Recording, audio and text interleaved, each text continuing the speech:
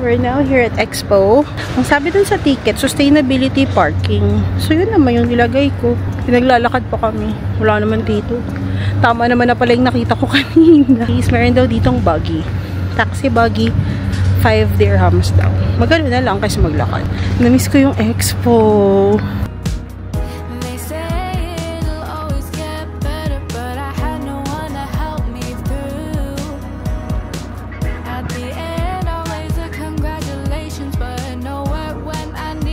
The vibe is giving.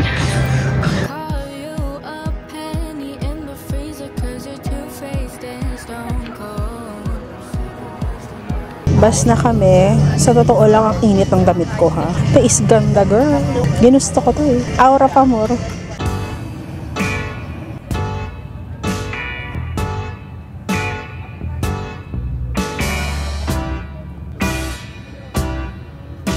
Na-traffic kami. 5:55 na. Oo, parang mga mag-4 kami umalis ng Expo. Akala ko pa naman ang aga-aga namin. Buti maaga din kami umalis. Ang lamig na. Sakto lang yung damit ko. Kasi ang lamig.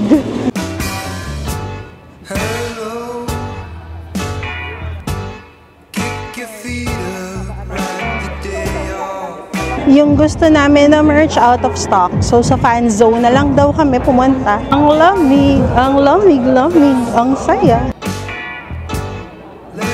Sabi ko kay Sisi, hindi ba masyadong OA yung damit ko? Sabi nila for this concert, walang OA. Tama nga naman.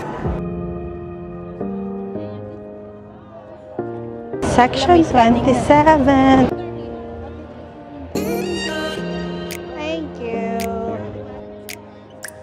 Ayan, kakain tayo. Kain sa amin ng burger.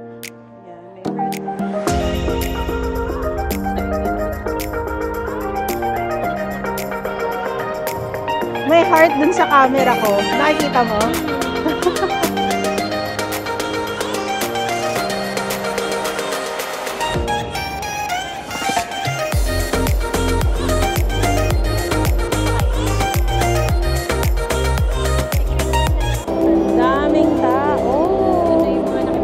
It's 7:30 to 8 o'clock magsa-start.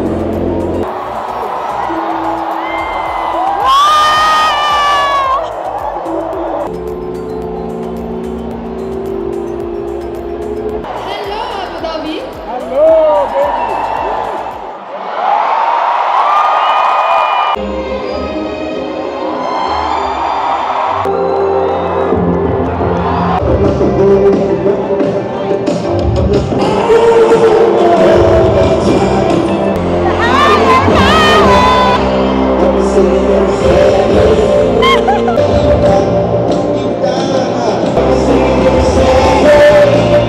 Second song pa lang, nakatalo na!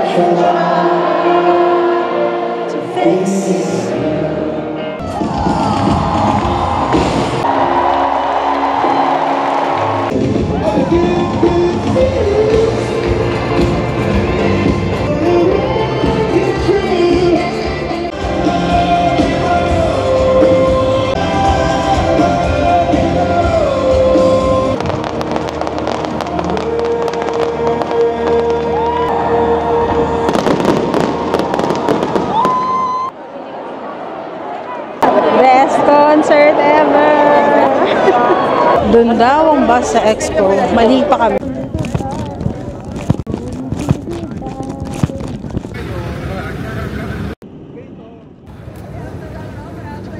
Nandito na kami sa Expo. Sobrang lamig. Lamig. It's 12:18 and 15 degrees. Lamig.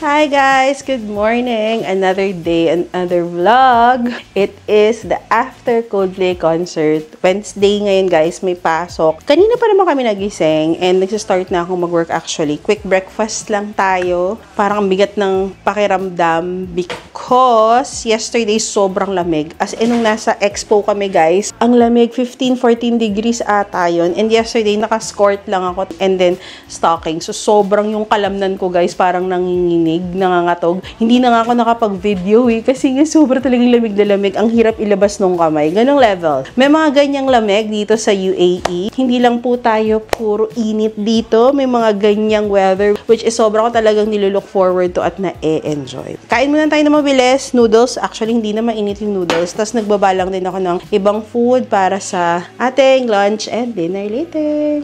At inunahan pa po ako ng pusa. Oh. Excuse me, Bash. I'll sit. It's okay. Go move there. Please. Move. Move tayo, babe. Move tayo, babe. Thank you. Ayun, oh. Ang bilis. Gutom na kasi siya. Nagpapapansin na sa amin.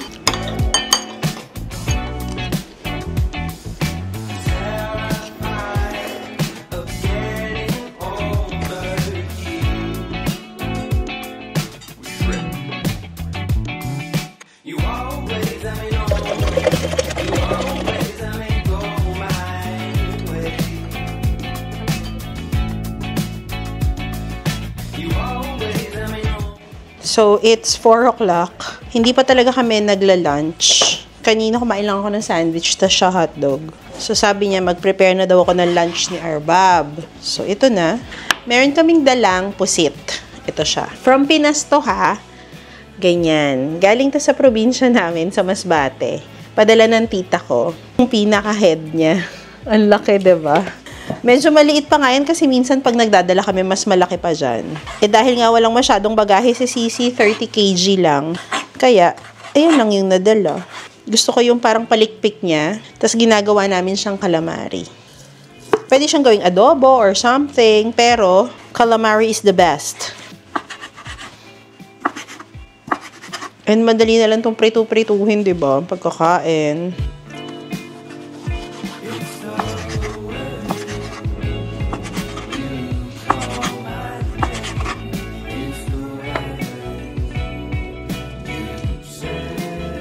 Alam niyo naman, pag marinate namin, laging may sinigang mix. Para may certain alat at asim siya. And then, meron akong distilled white vinegar. Yun na lang gamitin natin. Tapos, lagyan din natin siya ng patis and pepper.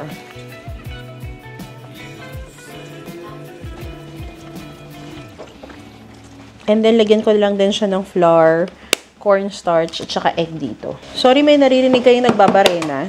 Hindi na sila natapos-tapos. Ay, nako. Hanggang ngayon, di pa rin tapos yung sa ceiling namin sa hallway. Kaya minsan, pag nag-meeting ako, medyo may ingay ng barena. Ayan, cornstarch and flour. Tansya-tansya lang. Pero dahil mas gusto ko medyo crunchy-crunchy siya, mas maraming cornstarch kaysa sa flour. So, pagkadating namin from Pinas, ang sabi ko parang makakapag-settle lang talaga, makakabalik sa routine, ganyan, after nung Coldplay. Kasi syempre parang meron ka pa rin inaano na, sa ganito pala, ganito pa yung mangyayari, ganyan. Kasi from the day na dumating kami to Coldplay concert, less than a week lang yun eh. Kaya ayun, tapos na yung Coldplay concert, ito na yung parang nagbaback to routine na tayo. Nung nakaraan nga, di ba, nag-gym pa kami. So, we wanted to go back really, to going to the gym. Kasi nga, napansin ko, nung nagmamanjaro ako na with gym, as in yung almost everyday, siguro mga 4 times a week to 5 times a week ako nag-gym. Kahit treadmill lang, kahit 30 minutes lang. As in talagang nag-lose ako ng weight. Tapos nung nag-stop ako mag-gym kasi dumating sila mama, tapos umuwi ng Pinas, yun yung medyo nag-plateau or sobrang bagal talaga ng pagbaba nung weight ko. Which, on the other hand, happy pa din ako kasi nag-normalize naman yung sugar ko, which is yun yung important, diba? Pero guys, hindi naman ako magpapaka-ipokrita. Siyempre, gusto ko rin i-maximize yung benefits. Like yung weight loss talaga. Alam mo yun, more discipline pa tayo with our food intake, with moving. Sabi pala ng doktor ko, nung nasa Pilipinas ako, dapat daw hindi ako nagmanjaro. Kasi kung hindi naman daw ako nagko-control, hinayaan ko lang daw, dapat hindi na lang ako nagmanjaro, nagsayang lang daw ako ng manjaro. Yun yung sabi niya. Pero ang sinasabi ko naman sa kanya, Dok, kung hinayaan ko lang hindi ako nagmanjaro, lalaki yung increase na siguro ng weight ko. Kasi kahit pa paano nung November na nagtimbang ako until na bumalik ako, at least mga 1 kilo din than nothing. Yun naman yung take ko dun. Pero siya, iba naman yung iniisip niya about it. Ewan ko dun sa doktor ko. Pero hindi nga sa akin mabaitin si Doc Hans. Lagi yung mag-message sa akin, sasabihin niya, wow, another kabayan na lumapit, pumunta sa kanya dahil daw napanood yung video. Or minsan sasabihin niya, alam mo, kahit hindi kabayan, meron pumunta sa akin dahil napanood yung video mo. So parang nakakatuwa naman, hindi lang sa pagbili-bili ng something ako nakakabudol sa inyo minsan. Even yung mga ganito na for health naman din talaga, na-encourage kayo yung to try and then to check for yourself as well kung pwede ito sa inyo or kung possible. Alam ko marami yung mga hindi na approve or hindi covered ng insurance na bumibili. Kasi sinasabi sa akin ni Doc Hans din yun, kinukwento niya sa akin na there were people really na bumibili na lang din sila. Tinatry naman din talaga niya na mapa-approve with supporting documents. And then ngayon pala ang playlist ng bahay, course naman. Kasi next month naman yung concert ng course. Yun naman yung papanoorin namin. Pero dito lang yun sa Coca-Cola Arena. Malapit lang, kaya excited kami. That's together with our friends, si Angela at si George, and then si Tony at saka si Jude. So yan, kasama ko silang manood ng course. Ang mga titas of Dubai, manonood ng course.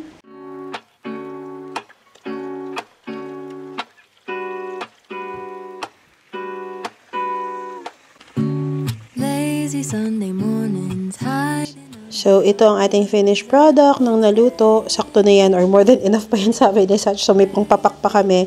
Then, meron lang tayong shirataki rice. Tapos, nagsuka pa din ako para yung may sabaw-sabaw. Wait lang.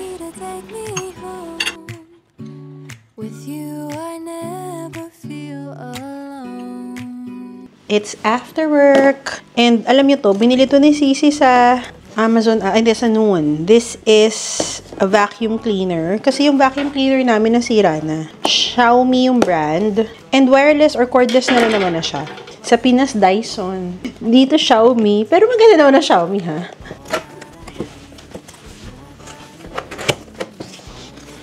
Ilang araw na to nandyan, walang nagbubukas. Walang may gustong mag-vacuum. Kasi yung dati naming vacuum na nabili pa namin during pandemic days sa Facebook Marketplace, wala na, nasira, no? Bumigay na siya. Last year pa. Ngayon lang namin mapapalitan. Tingnan natin kung madali siyang i-assemble. So, this is the Xiaomi G20. And then, ito yung cord. In fairness mo yung color, nice naman siya. Ako lang ba yung, pag may mga bumibiling ganito, hindi tinitingnan yung manual. Tapos pag hindi mo na kayang gawin, saka ka titingin ng manual. Siguro ako lang. Or baka hindi naman. Yung pride mo na kunwari, ay, alam ko yan. Charot. Oh, di ba? Pack. Uy. Meron na siyang initial charge. Oh. Dalawa lang. On-off lang.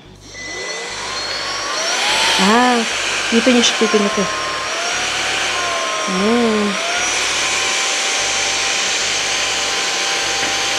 Magaan naman. Okay naman.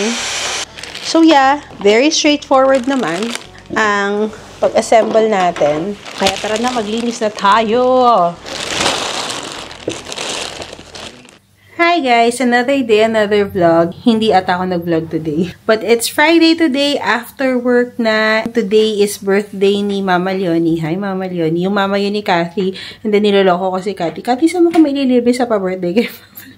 So ayan. Super bowl do kami today for dinner. Doon yun sa may pavilion lang. Meron sa JLT. Pero baka traffic din kasi. So dito na lang sa may pavilion kung bukas pa. I think bukas pa kasi nakapagpabook pa si Sisi. Chinese buffet yun.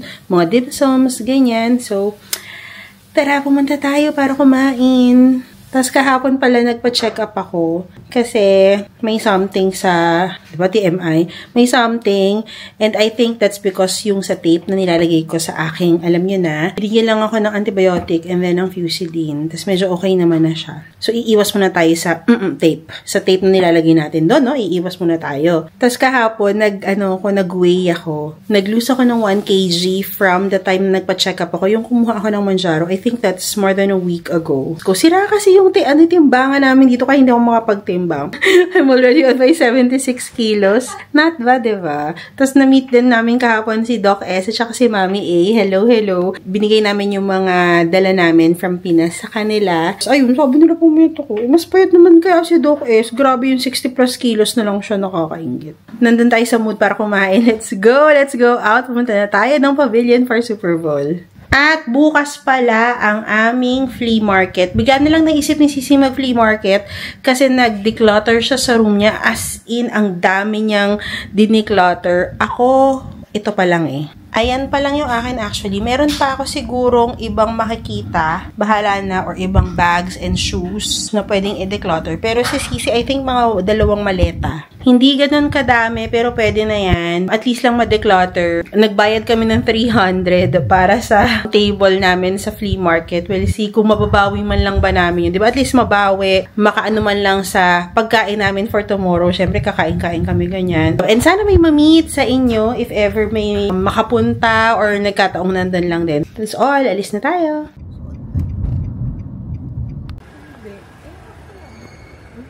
Hi! Nag-book kami pero late kami.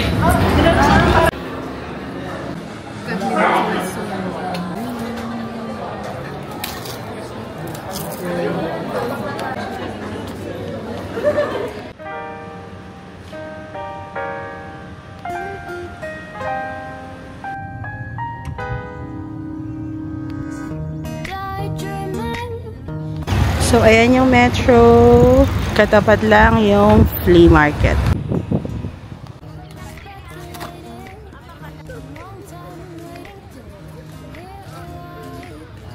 Ayan. May una na kaming benta. That one, minus 35. 300 minus 35. Andito na tayo. Nag-setup na kami ni Kat. Ayan si Kate. Ayan. Yung ibang gamit na sa kanila pa, kaya ito pa lang yung meron kami. Ayan. Ah, diba? Last Saturday. Ang sabi mo, let's go, more sales. Uy, in fairness sa amin, nakabenta na kami. Hindi pa start, officially start, nakabenta na kami. Siguro magkano nabenta natin? 70, tsaka 45. Yun lang ba? Yun pa lang ba? Yun pa lang, oh. So, naka 100 plus na din kami. Yung booth is 309. Kasama na yung VAT kasi doon. So, unti na lang mababawi na namin. Char. Pumunta lang para magbayad ng booth. Nagbenta. Just delaying and replaying that look upon your face. Your life is contagious, never aging. Hi, Miss Ivy! Thank you, Miss Ivy! Ayan. Dahil mamibela. Yay! Binigay ko sa'yo. Oo, kaya nga nang hingi ako. Ayan si Miss Ivy may pachay. Dahil malamig. Coffee, sabi mo. Ay, coffee. Sige, okay. Thank you. Chai for you, ma'am.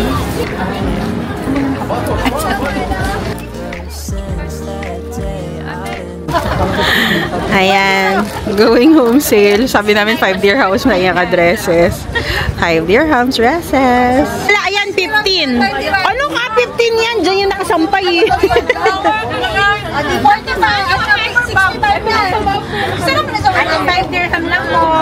Ayan sila. Si Apple, si Ate Mel, at si Mitch dumating din.